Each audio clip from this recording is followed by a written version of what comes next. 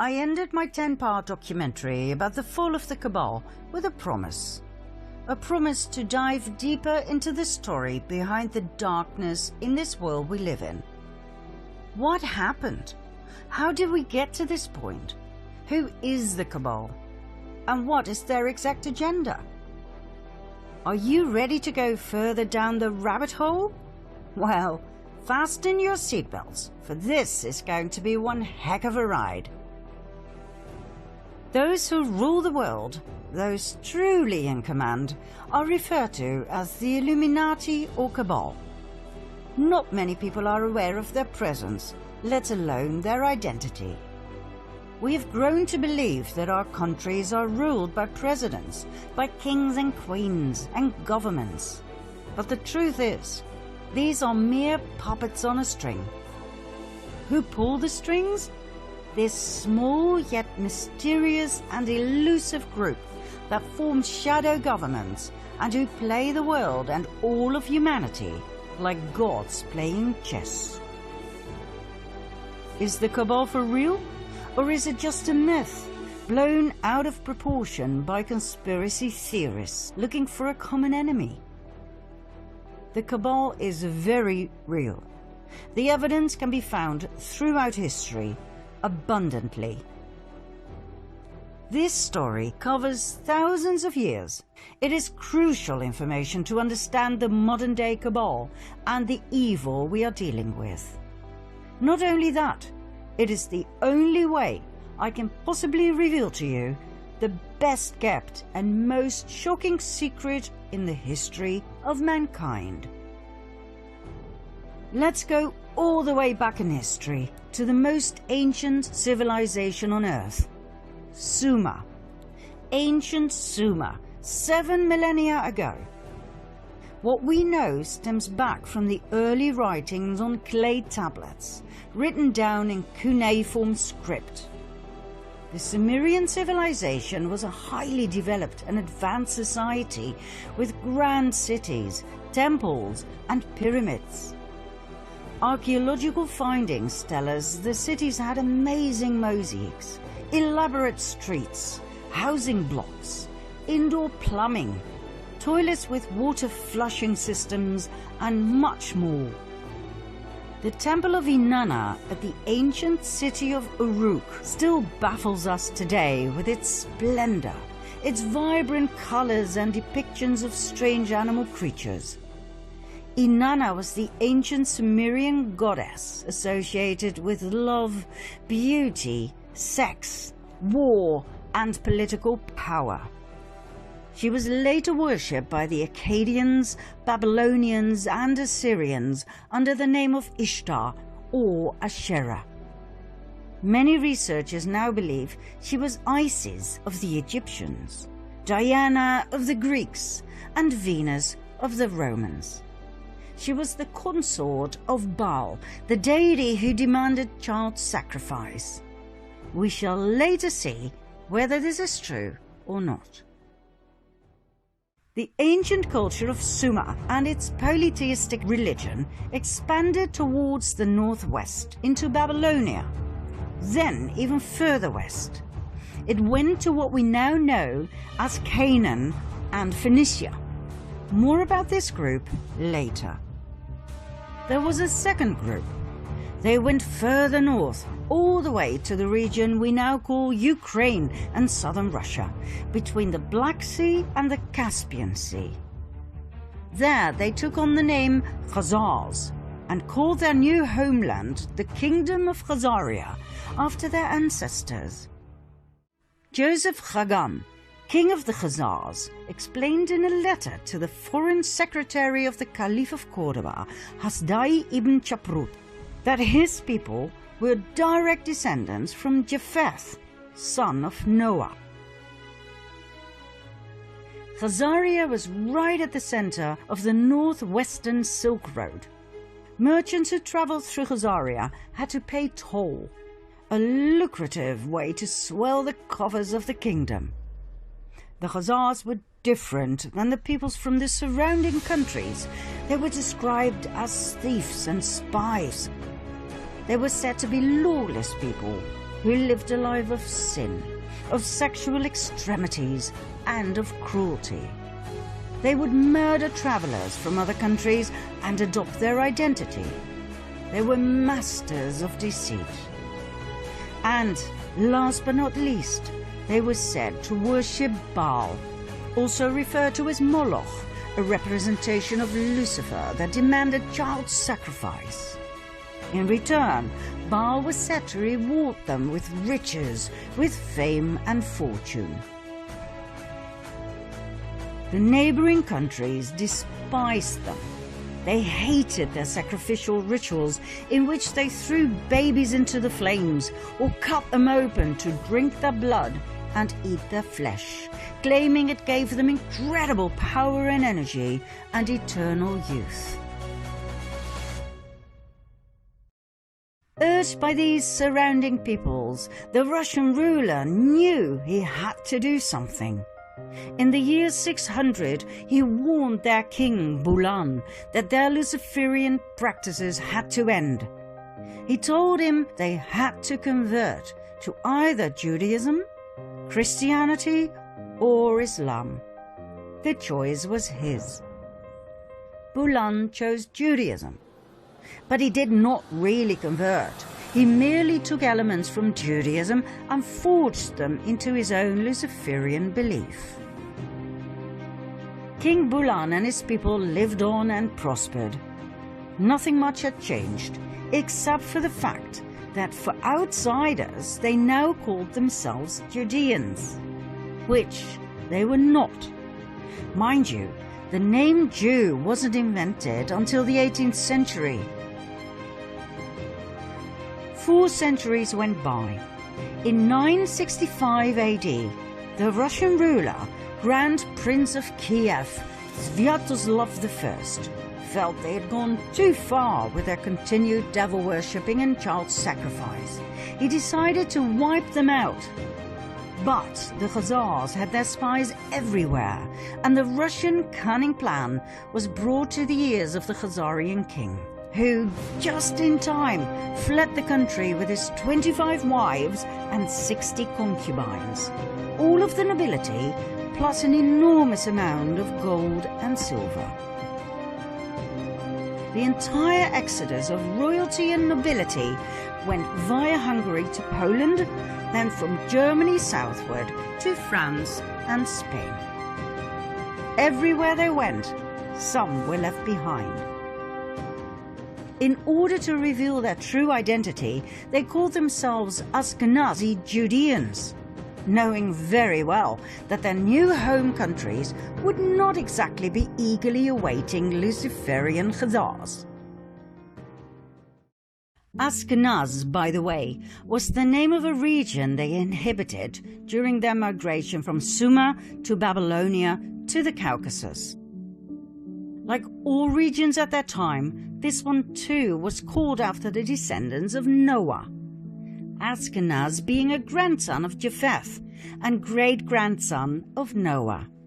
Now don't worry, you don't have to remember any of this. We just need to tell you from a historical point of view. It does explain a lot though, as Japheth, son of Noah, had 2 grandsons, Ashkenaz and Togarma, who became arch-enemies according to rabbinic literature.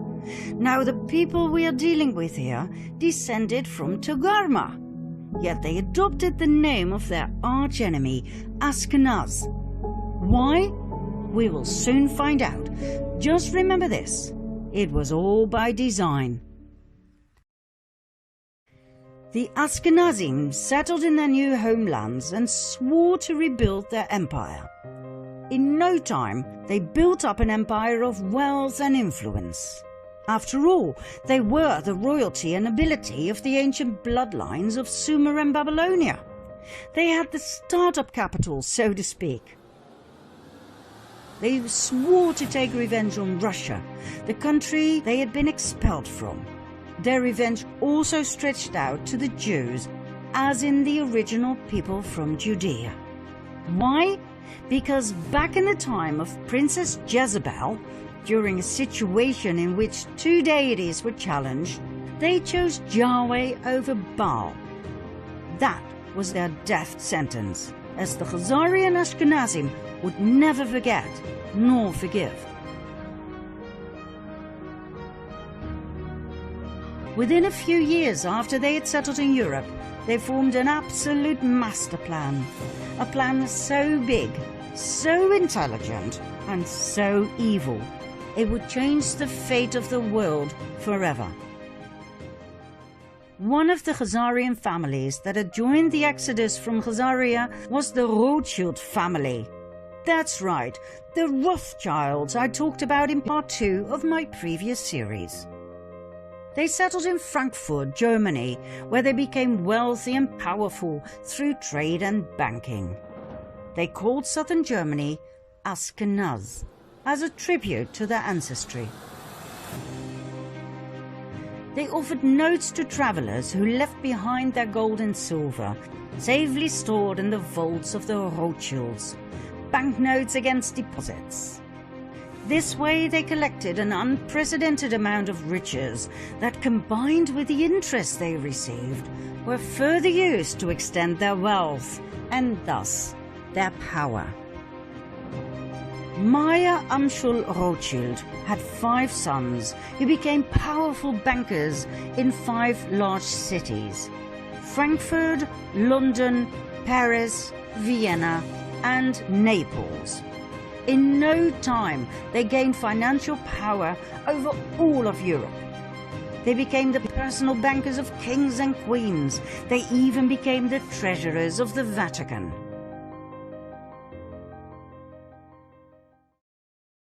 Before we continue with an event in the 18th century that has been deliberately erased from our history books, we have to pause this storyline and go back to the early Middle Ages for a second storyline. The two will meet during this 18th century event. And when they do, things will fall into place, I promise.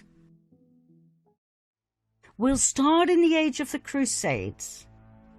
In 1048 AD, an organization was founded that we refer to as the Order of Malta. They were founded in Jerusalem. Their goal was dual. One arm of the order ran a hospital in the Holy Land to tend to Christian pilgrims. The other arm was military, tasked by Rome to protect Christians against the local Muslim population. Their symbol? The equal-armed Maltese cross. During the first 50 years of their existence, Jerusalem was Muslim territory. The amount of Christian pilgrims who went to Jerusalem was limited, even by Islamic law. In 1096 AD, the first of 9 wars broke out. They became known as the First Crusade. The Crusades were religious wars initiated and supported by the Roman Catholic Church. Their goal was to recover the Holy Land from Islamic rule. 3 years after the Crusaders had left for the Holy Land, this goal was achieved. Godfrey de Bouillon and his brother Baldwin, leaders of the First Crusade, became rulers of Jerusalem. The Crusades may have been romanticized in literature and movies, but the truth is, they were insane religious wars focused on nothing but death, destruction, and forced conversion. An estimate of nearly 2 million people died. In 1118, a French knight by the name of Hugh de Payan founded a military order together with 8 relatives and friends. They called the order the Poor Knights of the Temple of King Solomon, later known as the Knights Templar. This order sprang forth from a secret society called the Prieuré de Sion, the Priory of Zion, an order that, by the way, is still alive and active today. With the support of the King of Jerusalem, the Knights Templar set up headquarters on the sacred Temple Mount.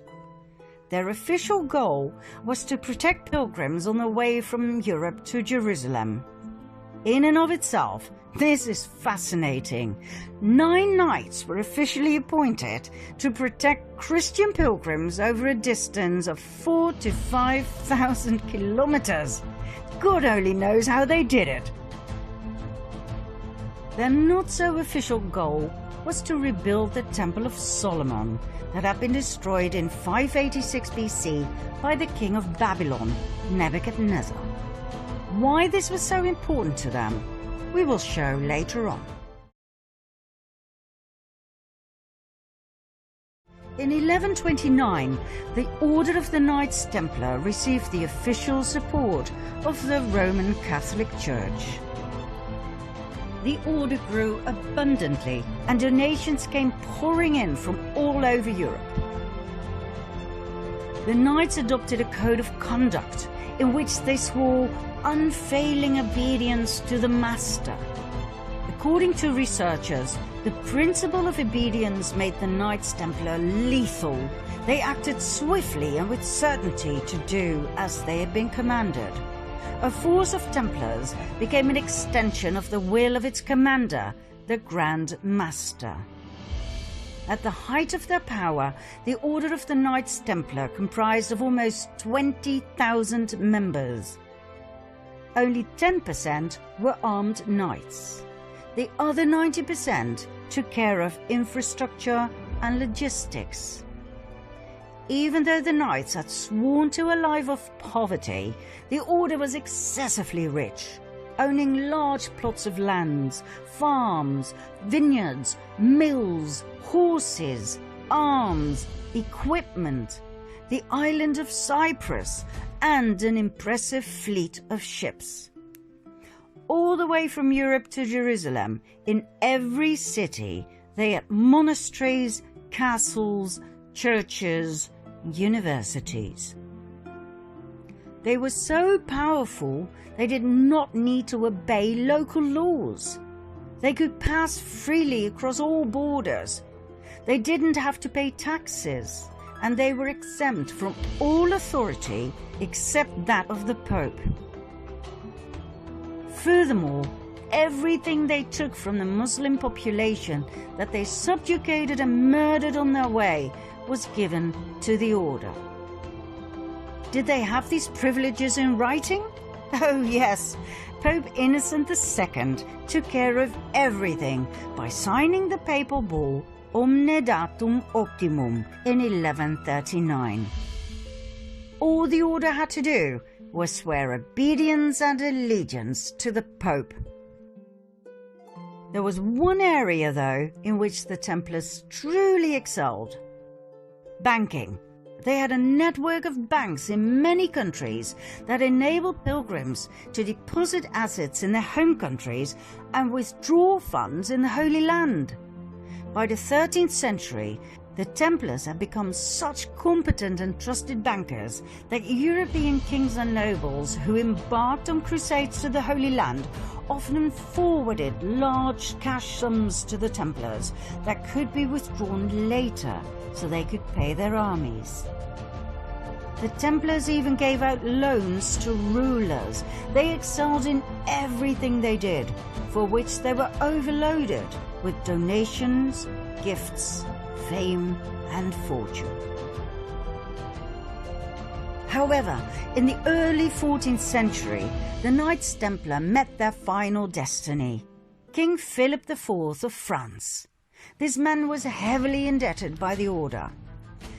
When he asked for even more loans, the order refused. King Philip decided it was time for the Knights Templar to meet their maker. On Friday the 13th of October 1307, a multitude of knights were arrested, including their Grand Master, Jacques de Molay. After years of imprisonment, he and many others were burned at the stake. Medieval documents state that Molay called out a curse over the king and the Pope, Clement V, who had failed to protect them against the wrath of the king, and who had even dissolved the order through his papal bull, Vox in Excelso. Although the Pope dissolved the order, he did not formally condemn it, which would have been normal in those days. 1 month later, Pope Clement died. 8 months later, King Philip died. Ironically, the Pope's body was burned to ashes by a fire that was caused by lightning that struck the church where he was lying in state.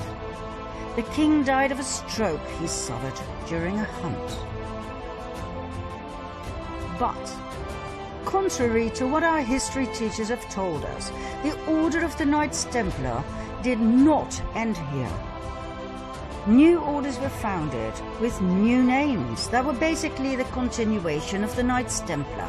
Think Military Order of Christ in Portugal, Supreme Order of Christ in Italy, and so on and so forth. In every European country, the Knights Templar simply lived on the way they had, as if nothing much had changed. Only the order names had. The Order of the Rosicrucians appeared, founded by Christian Rosenkreuz, a German aristocrat. Was it connected to the Knights Templar? Absolutely. The sign of the equal-armed cross of the Knights Templar was combined with a rose. It can be found in medieval churches across France, Spain and Portugal.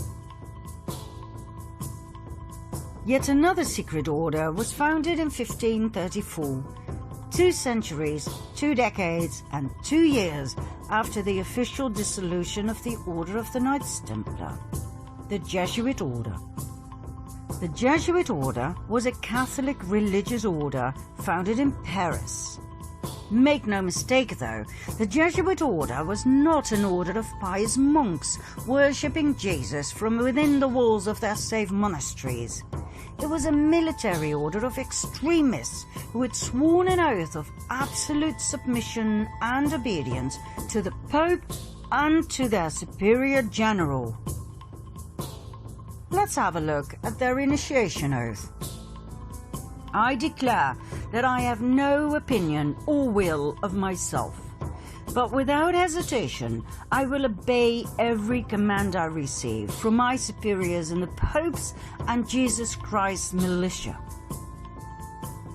I promise further and declare that when the opportunity arises, I will conduct a ruthless war, secretly or publicly, against all heretics, Protestants and liberals, as I am instructed to do, to exterminate and destroy them of the whole earth, and that I will not spare age, sex or class, and that I will hang up, burn, boil, cook, peel, strangle, and bury these shameful heretics, rip the stomachs and wombs of their wives, and crush the heads of their children against the wall, for the purpose to destroy their horrible race forever. If this cannot be done openly, I will secretly administer the cup with poison, the strangling rope, the steel of the dagger, or the leaden bullet, regardless of the honor, rank, dignity, or authority of the person or persons, as I will at any time be instructed by an agent of the Pope or superior of the Brotherhood of the Holy Faith of the Order of Jesuits. In confirmation of which I hereby dedicate my life, my soul, and all of my corporal powers, and with this dagger which I now receive, I will subscribe my name written in my own blood, in testimony thereof. And should I prove false or weaken in my determination, may my brethren and fellow soldiers of the militia of the Pope cut off my hands and my feet, and my throat from ear to ear, my belly opened, and sulphur burned therein, with all the punishment that can be inflicted upon me on earth, and my soul be tortured by demons in an eternal hell forever. Not exactly what you would expect from an order of Jesus, right? Mind you, when we refer to the Jesuit order in relationship to the Cabal, we are not talking about the lower segments of the order. I personally know of Jesuit priests who are wonderful human beings and who've brought a lot of beauty and wisdom into this world. What we're referring to here is the top of the pyramid, the absolute elite of the order, better known as the Jesuit Council. Documents from the Golden Age show us that the Jesuit order grew into an extremely powerful group of men. Their influence went far beyond the religious world. It stretched all the way into the secular. They infiltrated the old Masonic lodges. The Masons were skilled tradesmen in the construction trade. They worked with their hands. They worked hard, physical labor. The infiltrated Jesuits were allowed to join because of their contributions in the area of architecture, science and arts. They were called the Free and Accepted Masons, hence the name Freemasons. The Freemasons were wealthy men with a special knowledge of architecture. It is known that they were especially interested in the Temple of Solomon, just like the Knights Templar. Furthermore, they were focused on the preservation of esoteric knowledge, for instance about the Kabbalah.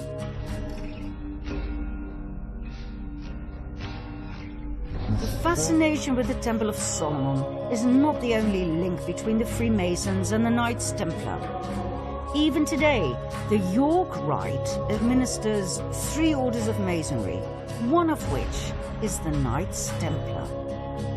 The Knights Templar of the York Rite is a military branch of the Freemasons, just like the medieval order of the Knights Templar. They both have the symbol of the equal-armed Red Cross. So, in short, the Freemasons were a highly secretive group of powerful Jesuits who had infiltrated the countless Masonic lodges across the world. They founded their own umbrella lodge in 1717, the Premier Grand Lodge of England, and that would turn out to be their salvation. What happened? The Jesuits had become way too powerful to the liking of 80 heads of states worldwide who obviously felt threatened by the powerful order.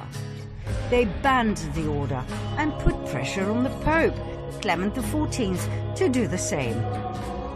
In 1773, the Pope succumbed to their demand.